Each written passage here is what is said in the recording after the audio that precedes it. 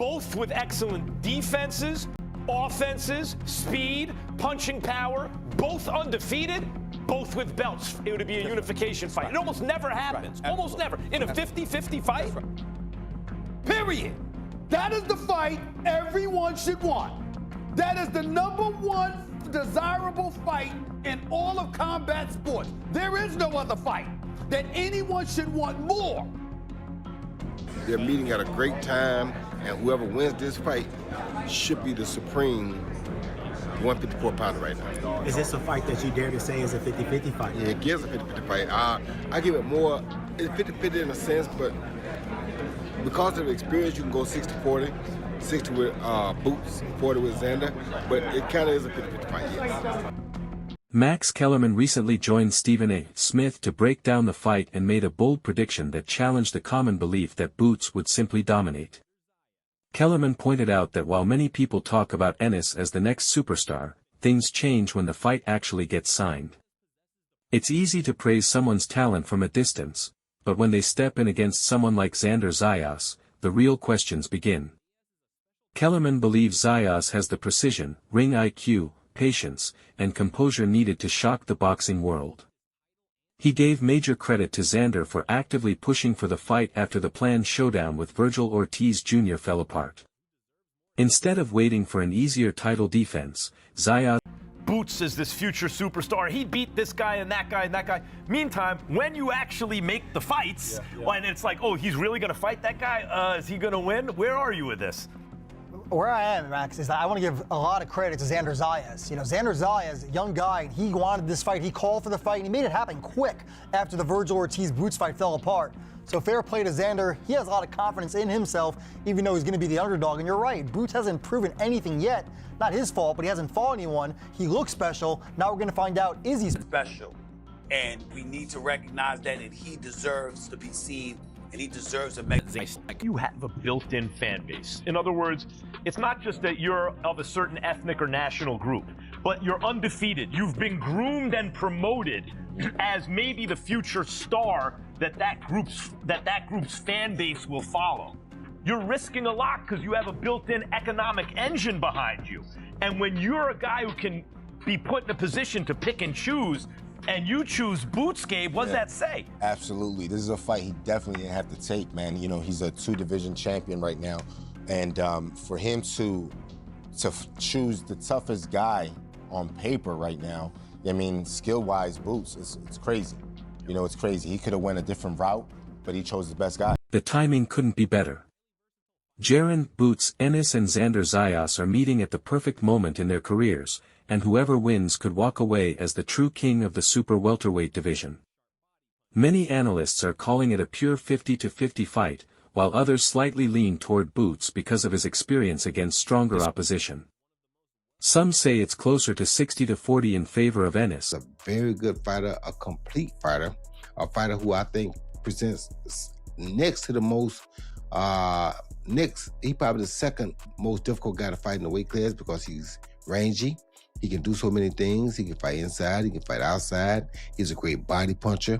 He's a very, very respected guy, and I think he's very mature for his age. Boots, on the other hand, is looking for that coming out party type fight. So he got to fight somebody at this point. And because he couldn't get A, he went to B. And I like that about Boots because Boots saying, I want all the smoke. If this one won't take me, I'll go find the next one. And so since he couldn't make the fight with Ortiz, he made the fight with Xander. This is what you want to see. This is a barn burner, I think.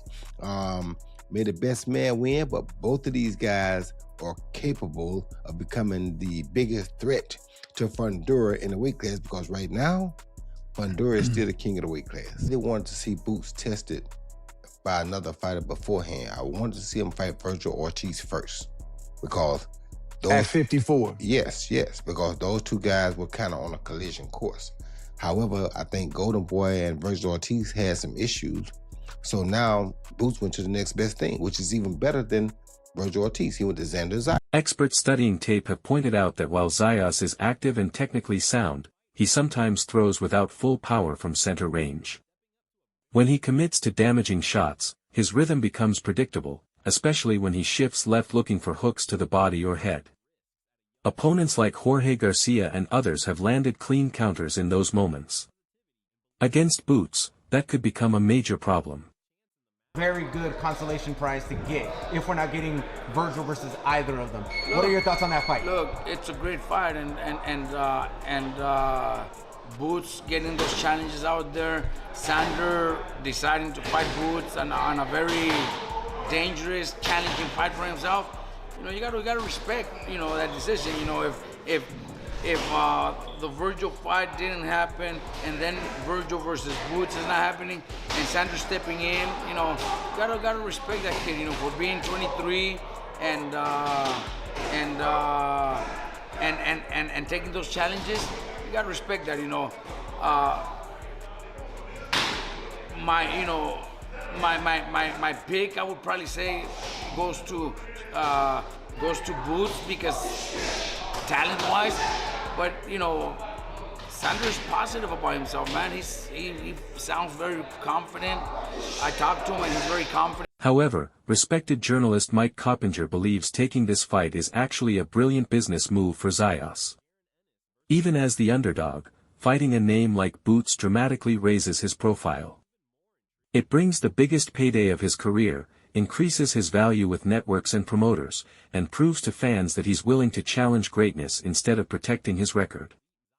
You watch the tape of Xander Zayas, Right. and you kind of touched on that, you know, he gets himself in certain spots where he doesn't throw punches. Go ahead and elaborate. So when he's in the middle, so when he's on the center line, he might throw punches, but there's no power behind him. And if he's sitting on his right hand, same thing. He throws punches, quick shots, but those aren't the really dangerous shots. When he's trying to exchange and he wants to hurt you, you'll see his head go off center to the left over and over again. So he peaks, sort of like, I remember Salvador Sanchez used to hit you with those joints, but then he'll peek over. So he'll peek over, throw a quick right hand, or he'll peek over, and if you freeze, or if he catch the right look that he's looking for, he's shooting a left hook or left hand to the body or left hand to the head almost every time. You know what I mean? And he throws with weight and with power. That's what he does to try to hurt his opponents, right? But that gets him caught because that's his rhythm. Every time he was there against Sparmer was hitting him with short right hands and was just timing his move. Like whenever he would peek over here, that short right hand was coming almost every time, and Sparmer was catching him right on the chin with those. And then when he's pulling back out of that, he's catching him with hooks. So he was short right hands, left hooks almost all day. It's just that Sparmer was a smaller guy, couldn't really hurt him, but he was hitting him. And that's what I pay attention to, is like, Boots is fast enough and athletic enough to still catch you in those positions, but it's not like you're fighting a smaller guy. Boots can hurt you if you get caught clean like that. Meanwhile, Boots himself sounds completely locked in. He made it clear that he sees himself as the biggest name at 154 pounds and believes this fight is only the beginning of his takeover. Ennis says he's building his legacy, proving he's the best in the world, and plans to become a two-division unification. Especially for Xander at this point in his career, but it shows his heart and his confidence, you know, that he have in himself, and he's ready to go make history for his country, and he's going to do real well in that fight. You know, I just think, you know, right now, you know, it's a little bit too early for him. Strategically, many believe Zayas will try to pressure Boots and force him backward. But that may play directly into Ennis' strengths. Boots is an excellent counter-puncher and extremely dangerous fighting off the back foot. Fighters who come forward recklessly often get broken down by his timing and sharp counters. Great, man.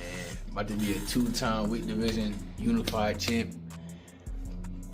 Man, I'm just naming my legacy, man. It's only up, man. I'm about to show the world I'm the best in the world. I'm gonna continue to keep showing the world I'm the best in the world. And like this boxing game mine, straight like that. Now, the bout with Vergil Ortiz. Questions that Boots was asking. So it was really one way. Like I said, you know, both of the guys seem to be kind of, you know, I wouldn't say soft-spoken, but they seem respectful. You know, Boots, he always been kind of chill. I seen Xander being kind of chill. I could see, you know, Xander putting a chip on his back because everybody counting him out. You know, I could see him having a chip on his shoulder because everybody's counting him out. Everybody's just, you know, so high on Boots. So I could see that fueling him. But far as, you know, Boots getting all tough with him, I don't understand that. I don't, you know, he's the golden child. I don't understand what he, you know, what he got to feel like he got to do. You know, I think he's his role is to just stay quiet and handle his business with his fists. That's it. At their face-off, both men looked extremely confident. Boots carried his usual swagger, but this time he seemed even more intense and vocal. Xander, despite being just 23, handled the moment like a veteran.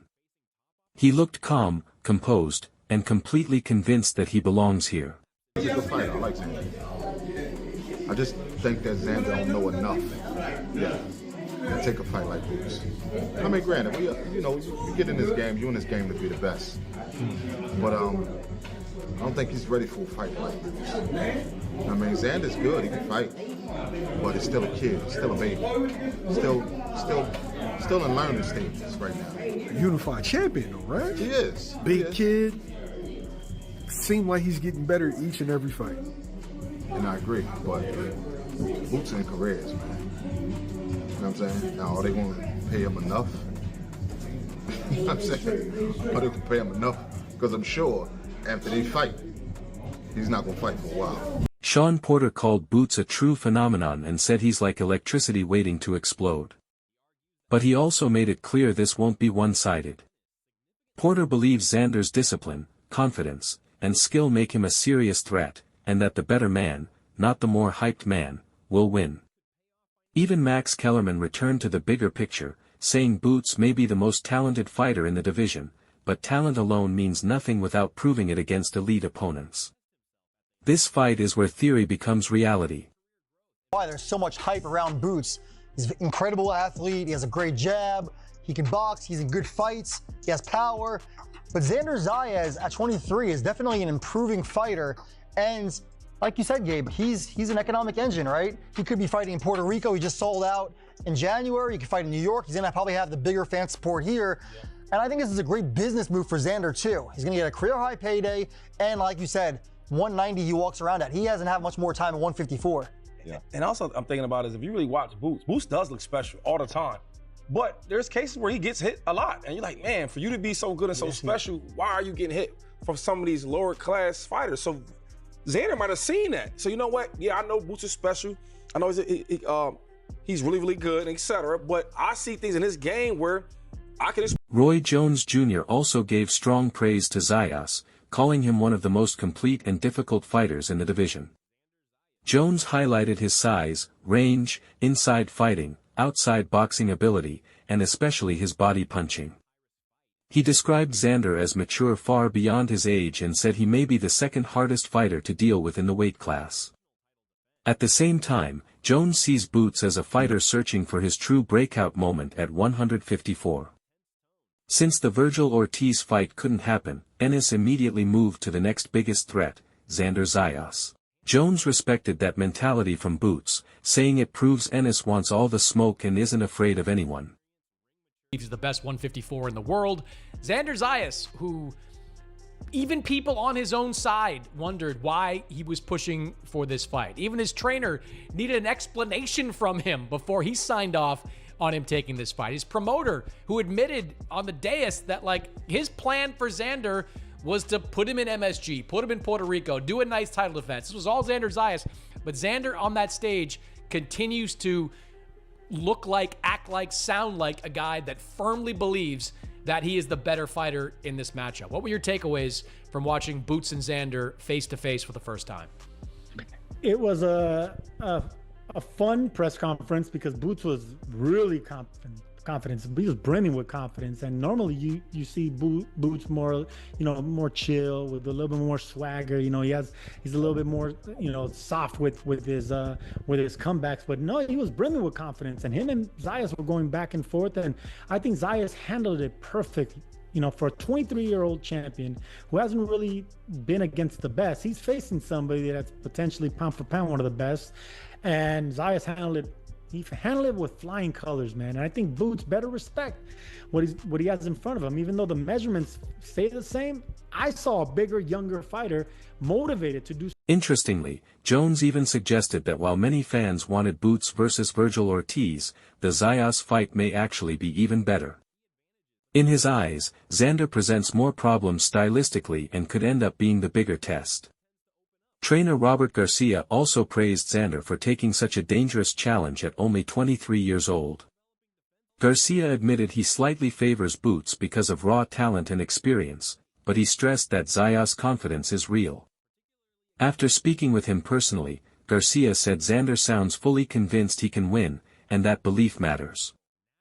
Both fighters bring elite-level offense, sharp defense, serious speed, and real punching power into this matchup. Both are undefeated, both hold championship belts, and with a unification fight on the table, this becomes one of the rarest and most exciting clashes in boxing. These kinds of true 50-50 fights almost never happen in modern boxing, especially when both men are at the top of their game. That's why many fans believe this is not just the is not careful and is a little bit too much overconfident, then this is the type of fight where he can be exposed. There was something both of them were going on saying they both get hit. Yes, they do, but Boots gets hit being offensive. Zayas gets hit, being a little bit pulling his head back, rookie mistakes. And I think a fighter like Boots can capitalize on that. And Zayas better be on his P's and Q's. He better have that sharp technique because he's dealing with a more confident, maybe overconfident, but more skilled and naturally gifted fighter in Boots. And that's the reason that the unified champion is the underdog in Zayas. Yeah, I can't help but wonder what Zayas' game plan is going to be, because his team, I think, is going to want him to try to push Boots back. And you saw some of the things that Xander said. He said he felt that Boots has been a weight bully for most of his career. So that and some conversations that I had with people around him told me that they want to be a more offensive-oriented fighter. When guys come at Boots Ennis, he is an excellent counterpuncher. He's excellent fighting, going backwards. He kind of eats up that style. Now, maybe Xander and his team can say he's never done that against a guy on my level. That's probably true. I mean, look, Stanionis is a really good fighter. Boots carved him up. Lima, certainly not on Xander's level, but he came at Boots and got got. Still, not everyone is fully sold on Zayas being ready. Some analysts see technical flaws in his style that could become dangerous against someone like Ennis. One repeated concern is that when Xander attacks aggressively, he often leans to his left and creates openings for short right hands and counters. Against smaller opponents, he has been able to get away with it, but against someone as fast, explosive, and sharp as Boots, those mistakes could be costly. Keith Thurman, there's also the triangle that I like to call Vergil, Ortiz, Xander, and Boots. Right now, it looks like Xander and Boots are going to fight. What are your thoughts on that fight? It's going to be a good fight, man. The division looking good right now, and I just want to see all the fighters fight each other, man. The best need to fight the best. That's what's going to bring the fans to boxing. And, you can only be great by beating somebody great. You know what I'm saying? You can have a bunch of wins with no great win. You're just a good fighter, but you want to be great, you need to beat another great fighter. So they got the opportunity, and I hope they do. Meanwhile, Boots himself sounds completely locked in. He made it clear that he sees himself as the biggest name at 154 pounds and believes this fight is only the beginning of his takeover. Ennis says he's building his legacy, proving he's the best in the world, and plans to become a two-division unified champion. There's also another side to this. Some people believe Xander may have noticed weaknesses in Boots too. While Ennis looks spectacular most of the time, there have been moments where he gets hit cleanly by fighters far below elite level. Zayas may believe those defensive openings are real opportunities he can exploit. Veteran trainers have warned that while Xander is talented, he may still be too young and inexperienced for this kind of war. I'm thinking to myself, if this is what a phenom looks like, then what the hell is Boots Ennis? Yeah. And I was like, so that's where the calling him the amazing Boots Ennis comes from. The dude is electricity waiting to shock you.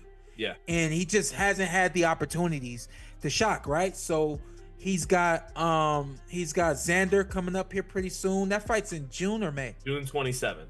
That fight's at the Brooklyn. end of June. And I think that we will see an amazing Boots Ennis against a superb Xander Zayas. And I think the best man will win that fight. I don't think that that's a one-sided fight either way. If you're from Philly, you don't want to hear that. You know what I mean? If you're Puerto Rican, you don't want to hear that. You know what I mean? But it's a great matchup. But I just wanted to answer to that real quick. from what I was exposed to over the weekend, and that just has been in my mind. So when I came to Boots, it was like, if you call in everybody else phenoms and stuff like that, then we just gonna have to call him the amazing Boots Ennis. You know what I mean? Now the question is simple: does Boots Ennis' explosiveness, speed, and natural talent take over the division, or does Xander Zayas' discipline, maturity, and confidence create one of boxing's biggest upsets? This is the kind of fight boxing fans beg for. Now we finally get to see it. Hall of Fame legend Winky Wright summed it up perfectly: greatness only comes by beating greatness. This fight is exactly that kind of test.